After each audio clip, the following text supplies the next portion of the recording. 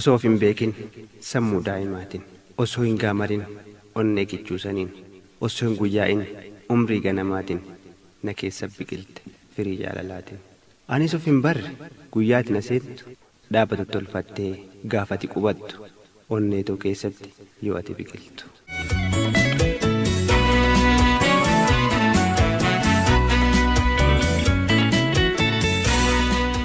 Osoo ani hin argin keessi onnee kootii biqiluu natti hime firiin jaalala keetii kufuu koo natti hime keessi sammuu kootii wareeramee cabee jaalala kan keetiin.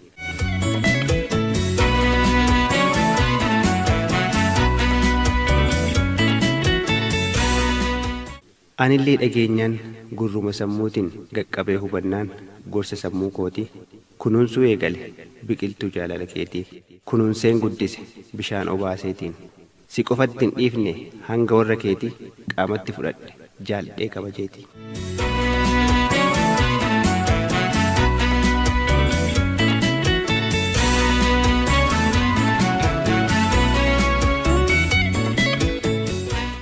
Akkuma guddattuun biqiltuun jaalalaa natti qaadhufe gaafiin garagaraa.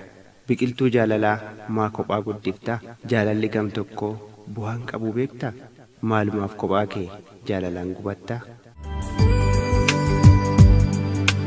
Kophaa kiyyaa mana ciisee ammas deddeebisee otuun si yaadu ani ribanna bee halkan na dheeratee dafee kan si arguunaaf jecha gabaabbatee.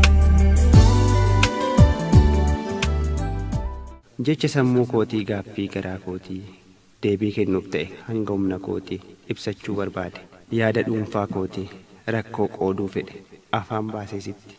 Onneen koo si feeti baay'ee si jaalatti ammoo si dhuggitu baay'ee si sodaatti waan biraatiif miti baay'ee si kabajji afaan na lugaama hin dubbadhu sitti baay'ee si rakkadhe fala dhabeetti.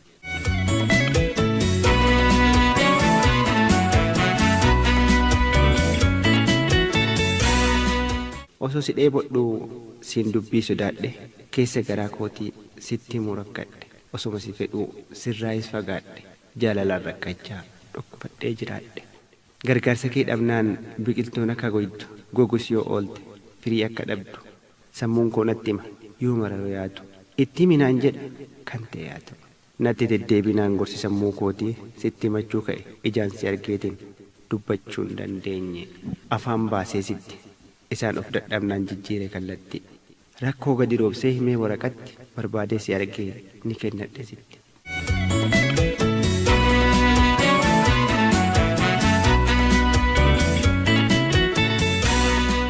Halkan gaafa sanaa nagaan rafaa bule tanawwee argadhe jedheen boonee koore barbaadeen si arge erga bulee oole fuula kan kee ilaaleen jedhe faalree tole dubbii afaan keetii dhaga'uuf bolole akkuma si argeen siin jedhe nagaa fufeessi gaafadhe dubbiftee xalaya dubbise naan jennaan deebiin hoo maal ta'a jedhessi gaafadhe rirrifachaa naya afaan kan koo gogaa arrabaana ta'a. Ati ni cal'ifte deebii naaf hin laanne osoo maan jedhin gaafa saddaan deemne gaafas qofaa miti bara lakkoofsiif. Waljalanaa nugumaanii warseessoboo kole maalee tuuma beekoo garaanii anjallisee na subiinii. Waljalanaa nugumaanii warseessoboo kole maalee tuuma beekoo garaanii anjallisee na subiinii. Tiyya bibii namni narga wayyaa jalaalee. Ati najjabaattus ansirraan kutan hama baay'eedhaafis takka gurrallaan si dhiisuuf haamilee sirraan babbalaaqe kan na keessa jiru jaalalli keen baane ati na diddullee tas ansin dhiifne osoo si gaafadhuu waggoonni yoo darbanis gaaffii koon dhaabne sitti cimse'an atis hin fullaane gara jabinaani yaa ta'u naan jette si dhiisuu dinnaani. Biqiltuun jaalalaa tan onneetoo keessa jiidatiin dagaagde argattee kunuunsa kichuu yaaftellatte baasuuf abaaboosaa geettee fireessitee mul'isuuf callaasa.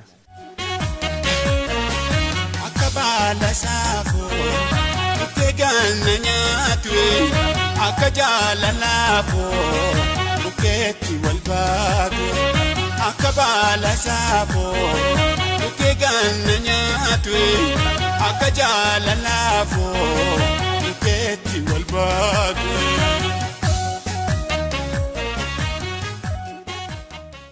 Garuu ittiin fufne gabaaba umriinsaa kan abaabuuf turte ni dhufe maseensaan. Namni maqaan namaa kan hojiinsaa bineensaa kan hamaan jiraatu godhatee hojiisaa.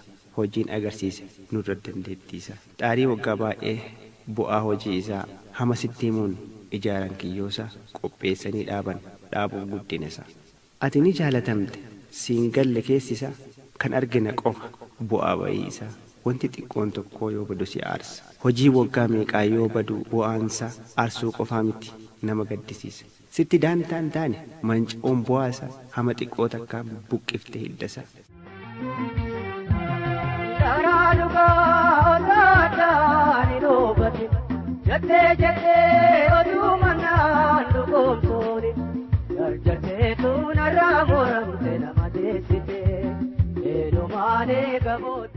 Waan xiqqoo dhageette guddaa balleessite.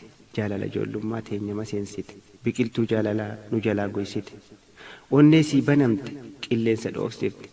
Akkam fayyinetti daran madeessite.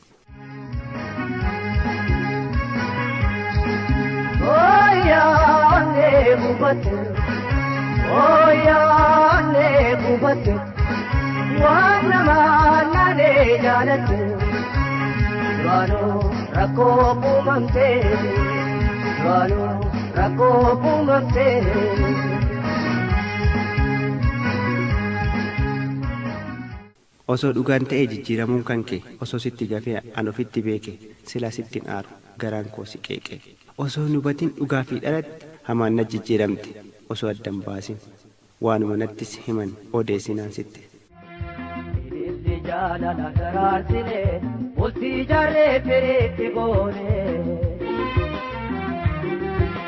Guddoodhaa firti abdatee jiru na wajjin fuullaa taate.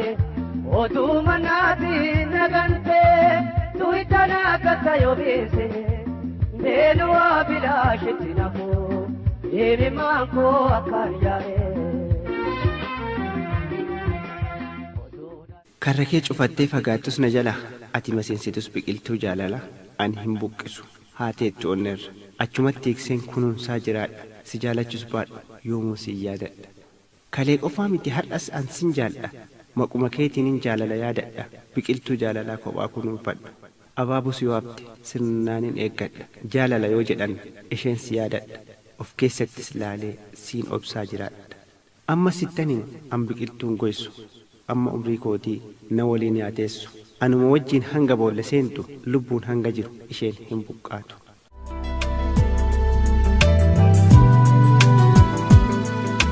Koma si jaalatu keessaa tokko anaani eenyu abbaan hiree eenyu sitti aanaa halkana guutuu ciiseetiin si yaadaani.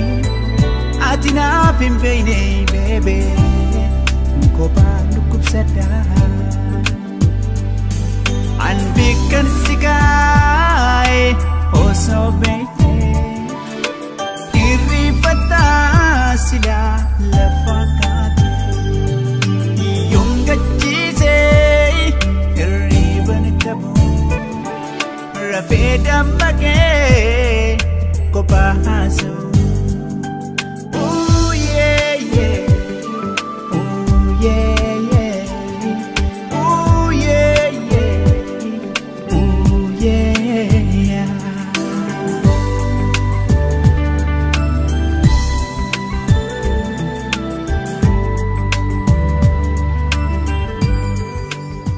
Siin dubbii sodaadhe keessa garaa kootii sitti murakkadhe osuma si fedhuu sirraayis fagaadhe jaalalaan rakkachaa dhukkubadhee jiraadhe. Gargaarsa kee dhabnaan biqiltuun akka goytu gogus yoo oolte firii akka dhabdu sammuun koo natti hima yoo mararoo yaatu itti minaan jedha kan ta'e yaatu. Natti deddeebinaan gorsi sammuu kootii sitti himachuu ka'e ijaan si argeetiin dubbachuu hin dandeenye afaan baasee sitti isaan of dadhabnaan jijjiire kallattii. Rakkoo gadi roobsee himee waraqatti barbaadee si argee ni kennadhe sitti.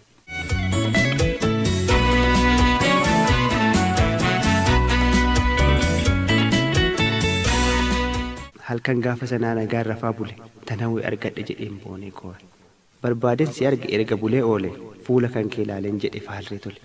Dubbii afaan keetii dhaga'uuf bolole. Akkuma si argeen siin jedhe nagaa fufeessi gaafadhe dubbiftee xalaya. Dubbise naan jennaan deebiin hoo maal ta'a jedhessi gaafadhe rirrifachaa naya afaan kan koo gogaa arrabaan ta'a. Ati ni cal'ifte deebii naaf hin laanne osoo maan jedhin gaafa saddaan deemne gaafas qofaa miti bara lakkoofsiif.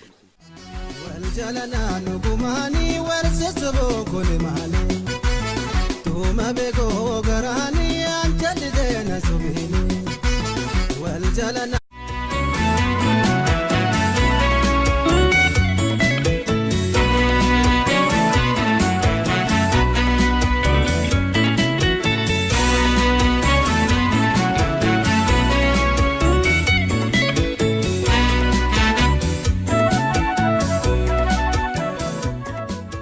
Osoo hin beekin sammuu daa'imaatiin osoo hin gaamarin onnee gichuusaniin osoo hin guyyaa'in umrii ganamaatiin na keessa biqilte firii jaalalaatiin. Anis of hin barre guyyaati na seentu dhaabatu tolfattee gaafati qubattu onneetoo keessatti yoo ati biqiltu.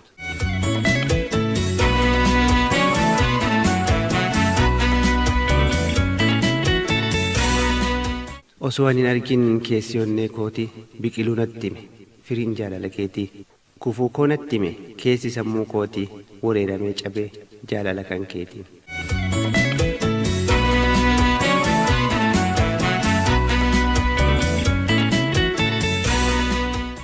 Anillee dhageenyaan gurruma sammuutiin gaqqabee hubannaan gorsa sammuu kootii kunuunsuu eegale biqiltuu jaalala keetii kunuunseen guddise bishaan obaaseetiin. Si qofatti hin dhiifne hanga warra keetii qaamatti fudhadhe jaalladhee kabajeetii.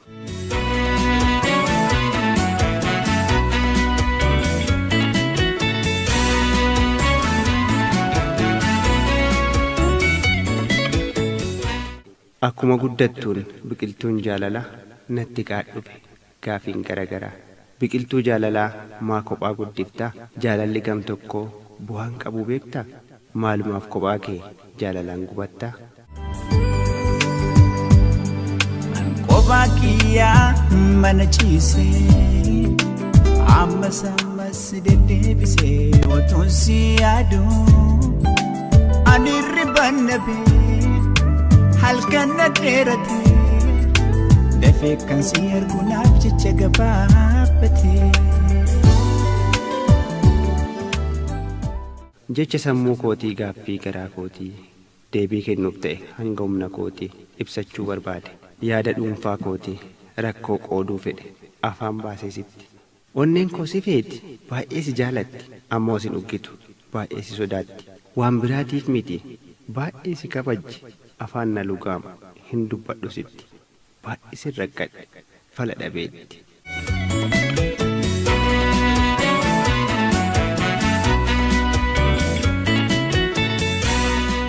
Osoo si dheebodhu namaan jiraatu godhatee hojiisa hojiin agarsiise nurra dandeettiisa. Xaarii waggaa baay'ee bu'aa hojii isaa hama sitti himuun ijaaran kiyyoosa qopheessanii dhaaban dhaabuuf guddina isaa.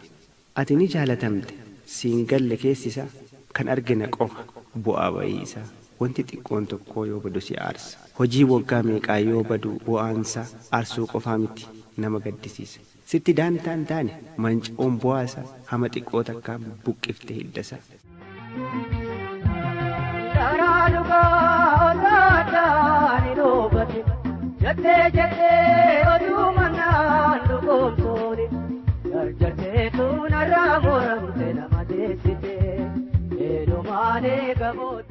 Waan xiqqoo dhageette guddaa balleessite jaalala ijoollummaa teenya maseensite biqiltuu jaalalaa nu jalaa goysite. Onnee sii banamte qilleensa dhoofsifte akkam fayyinetti daran madeessite.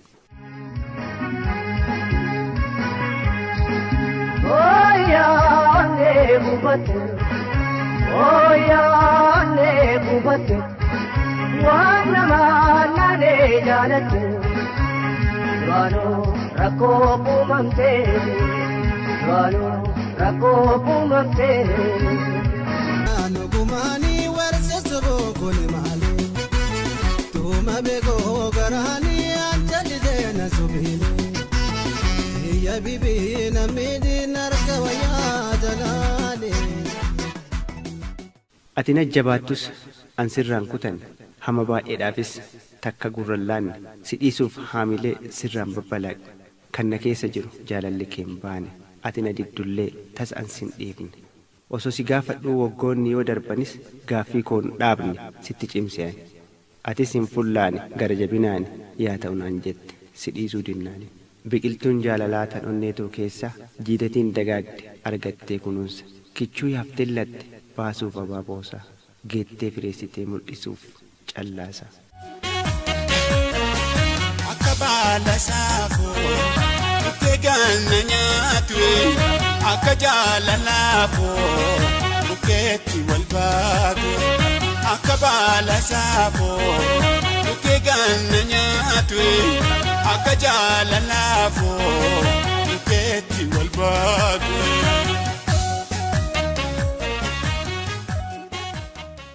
Garuu ittiin fufne gabaaba umriinsaa kan abaabuuf turte ni dhufe maseensaan namni maqaan namaa kan hojiinsaa bineensaa